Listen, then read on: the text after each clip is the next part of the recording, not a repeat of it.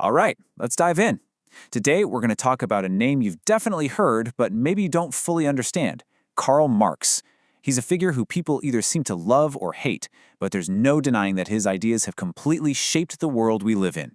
I mean, think about it. It's a question we've been asking forever, right? Why is it that some people have more money than they could ever spend, while so many others are just struggling to get by? It's this massive puzzle of inequality that really defines our world. Well, nearly 2 centuries ago, one man made it his life's mission to answer that very question. And he didn't just have opinions. He tried to build an entire system to explain it. So, let's get into it. Let's really try and understand the life and thought of Karl Marx. Okay, so to really get where these, world-changing ideas came from, we've got to go back to the beginning. We need to understand the man himself. And what's so fascinating when you look at his early life is you can kind of see all the pieces falling into place. You've got him seeing his family have to convert just because of social pressure. Then you've got his rebellious streak in college. But the real turning point? It's when he discovered the philosopher Hegel. That encounter set him on a path that pretty quickly got him in trouble, ending with his newspaper being shut down and him being kicked out of the country. So back then, the big name in German philosophy was this guy, Hegel. And he had this huge idea he called the dialectic. He believed that history moved forward because of a clash of ideas. Think of it like this. You have one big idea, the thesis.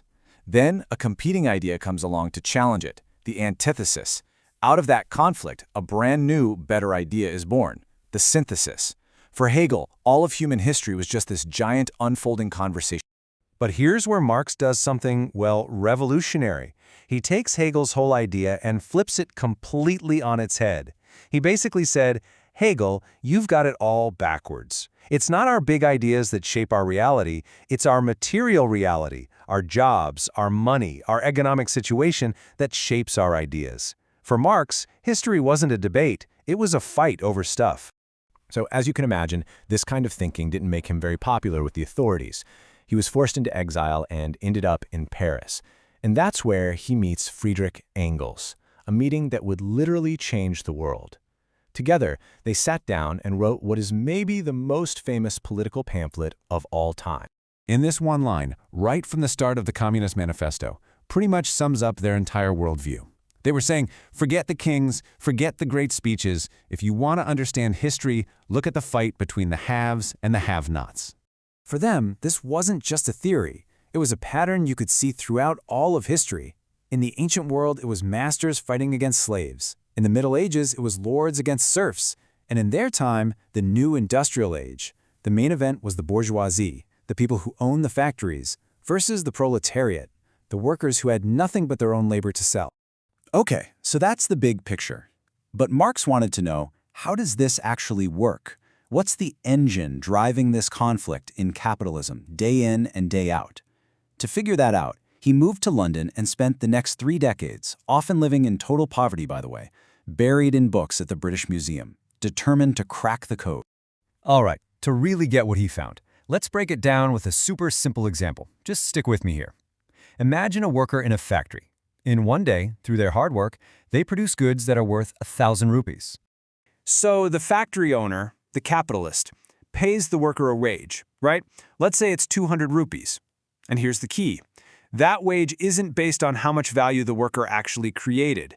It's just enough to keep them alive, to buy food, have a place to sleep, so they can come back and do it all again tomorrow. So that leads to the million-dollar question, or in this case, the 800 rupee question.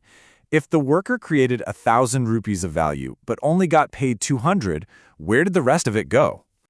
And Marx had a name for that missing money. He called it surplus value. It's the wealth the worker creates that they never get paid for. That extra value is taken by the owner, and that becomes their profit. And for Marx, this wasn't just some mean boss. This was exploitation baked right into the DNA of the system itself. But, for Marx, the damage from capitalism wasn't just in your wallet. It was deeper than that. He argued it did something to our minds, to our very souls. He called this feeling of disconnection and meaninglessness alienation. He broke it down into 4 main ways we get disconnected. First, you're alienated from the thing you make. You build it all day, but you don't own it. Second, you're alienated from the work itself. It's not something you do for joy, it's just something you have to do to survive. Third, it alienates us from each other.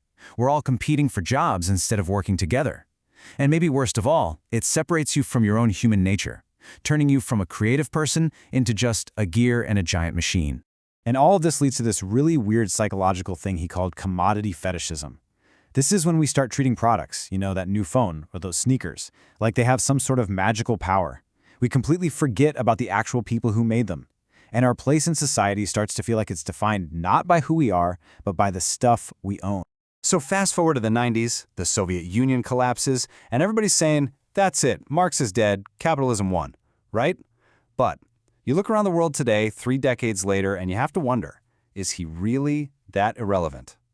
I mean, one of the biggest things Marx predicted was that capital would just keep piling up in fewer and fewer hands. Then you look at a chart like this, which shows that the richest 1% of people now own almost half of all the wealth on the planet.